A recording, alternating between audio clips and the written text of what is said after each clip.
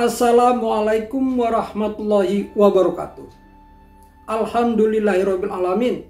Assalatu wassalamu ala asrofil anbiya'i wal mursalin wa ala alihi wa sahbihi ajmain, amma ba'du. Jumpa lagi kita para petani maju Indonesia. Marilah bersama-sama kita berdoa untuk keselamatan dan kesehatan kita, serta untuk kesehatan dan keselamatan masyarakat Indonesia, juga untuk kesehatan dan keselamatan para pemimpin-pemimpin kita yang telah kita beri amanah, agar mereka bisa melaksanakan amanah tersebut dengan sebaik-baiknya.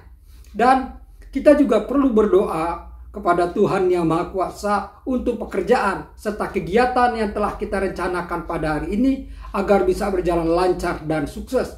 Karena kita semua mempunyai motivasi dan semangat yang tinggi untuk senantiasa melakukan hal yang terbaik.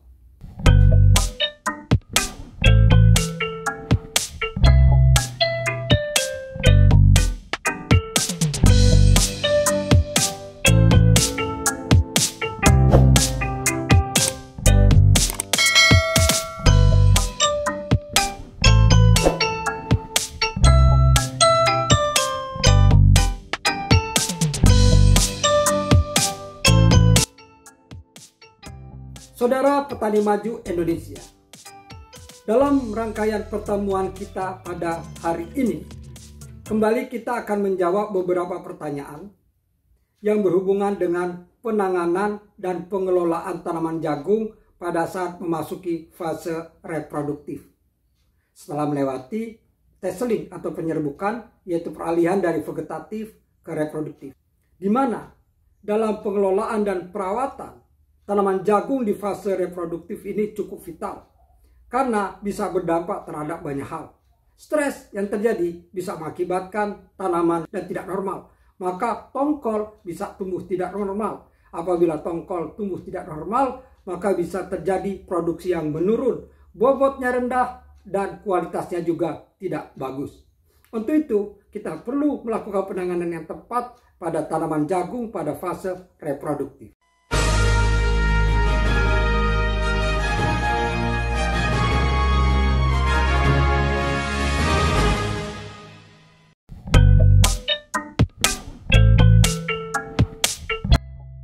Cara mudah memaksimalkan pertumbuhan reproduktif pada tanaman jagung untuk produksi yang tinggi, biji lebih berbobot dan berkualitas.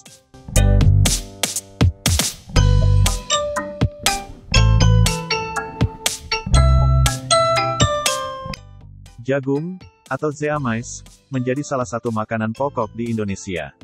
Selain itu, banyak juga olahan makanan yang terbuat dari jagung, bahkan juga digunakan sebagai bahan utama pakan ternak, industri, kimia, kosmetik, dan energi.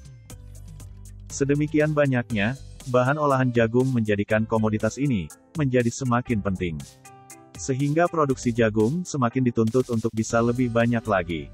Berkenaan dengan itu, maka kita perlu mengetahui fase reproduktif bagi tanaman jagung, sehingga kita mengantisipasi dan melakukan treatment apabila terjadi sesuatu di lapangan, dan pada akhirnya kita bisa terus menjamin budidaya pertanaman kita, pertumbuhan dan perkembangannya maksimal, dan produksinya lebih tinggi. Inilah fase pertumbuhan reproduktif bagi tanaman jagung, atau fase generatif. Kita awali dengan fase akhir dari pertumbuhan vegetatif, yaitu VT atau vegetatif tasseling.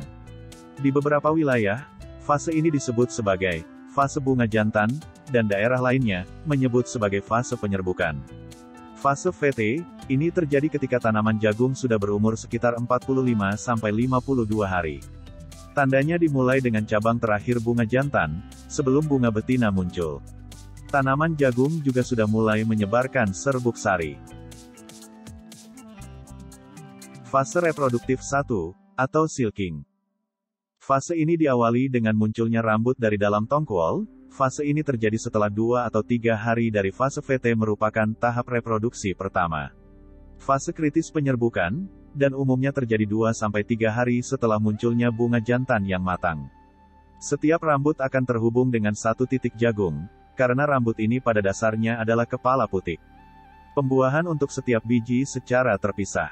Serbuk sari akan jatuh di rambut tongkol yang masih segar, dan membutuhkan waktu sehari untuk membentuk bakal biji. Rambut tongkol juga akan semakin panjang tiap harinya.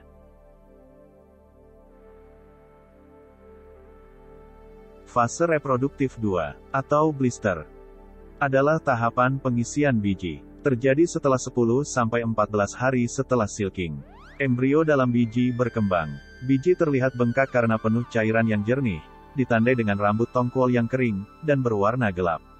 Biji jagung sudah mulai nampak, dan berwarna putih, tongkol juga semakin sempurna.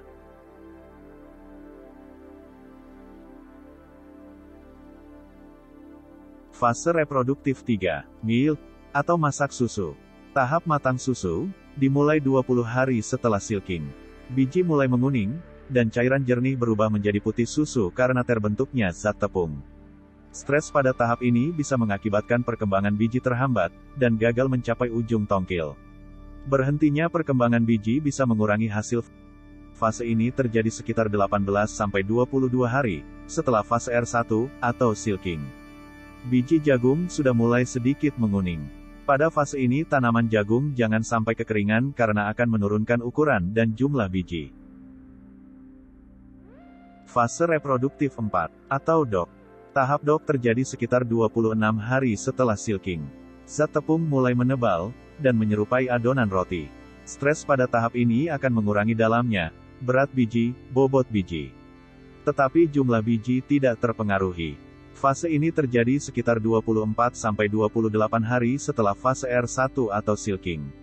Biji jagung mulai mengering dan setengah lunak, belum mengeras sepenuhnya.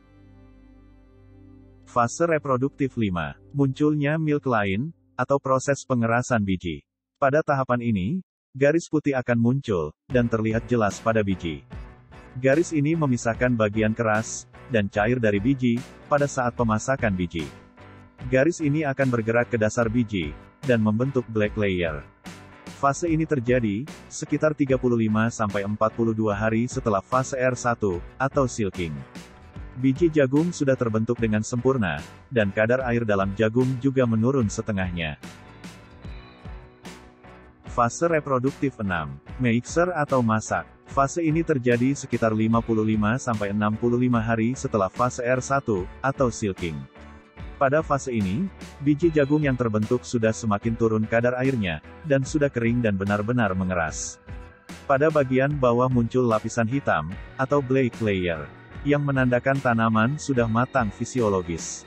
Ketika biji sudah masak secara fisiologis, maka hasil tidak dapat lagi ditingkatkan sehingga tanaman siap untuk dipanen.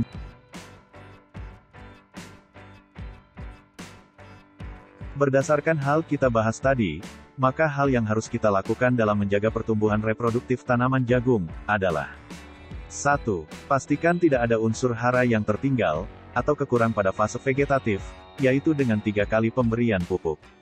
2. Pastikan tidak ada kekurangan air, dan atau tidak ada genangan air pada area penanaman. 3. Pastikan tidak ada gangguan, hama dan penyakit yang menyerang tongkol tanaman. 4. Lakukan tindakan segera, apabila dalam monitoring tanaman ditemukan defisiensi hara, gangguan hama dan penyakit tanaman. Semoga bermanfaat. Demikianlah paparan dan penjelasan yang bisa kami sampaikan pada hari ini. Semoga penjelasan yang kami sampaikan bisa diterima dengan baik dan diaplikasikan di lapangan dengan sebaik-baiknya. Dan pada akhirnya, budidaya tanaman jagung kita mencapai titik maksimal, yang tentunya pada gilirannya bisa memberikan produksi yang tinggi dengan kualitas pipilan yang bagus. Kiranya cukup sekian dari kami. Mohon maaf apabila ada kesalahan. Billahi taufiq wal hidayah. Assalamualaikum warahmatullahi wabarakatuh.